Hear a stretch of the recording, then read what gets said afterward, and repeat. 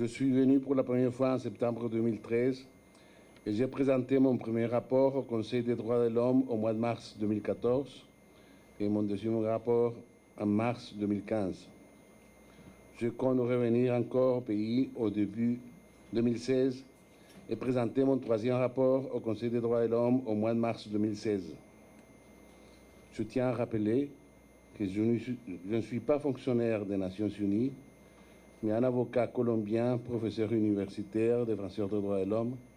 à qui le principal organe des droits de l'homme de l'ONU a confié cette tâche avec le consentement du gouvernement haïtien, d'où ma condition d'expert indépendant. De mon premier rapport, j'ai invité les autorités nationales et la coopération internationale à concentrer leur attention sur 5 domaines qui devraient être priorisés pour prendre des mesures urgentes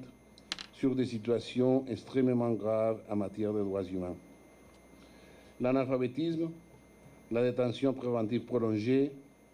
l'absence d'élections, la réparation des violations des droits humains du passé et les conditions de vie des déplacés internes qui demeurent dans des camps. C'est évident qu'il faut des mesures urgentes visant à corriger dans un délai raisonnablement court ces situations qui traînent depuis de nombreuses années dans la vie quotidienne en Haïti, mais qui néanmoins doivent être éradiquées avec détermination, car elles constituent un degré extrême et inacceptable de violation des droits humains. De surcroît, elles jouent de façon structurelle un rôle négatif pour la jouissance d'autres droits humains de la population haïtienne dans son ensemble,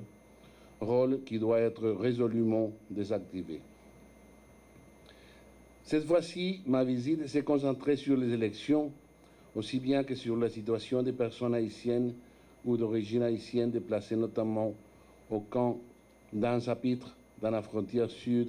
entre Haïti et la République dominicaine,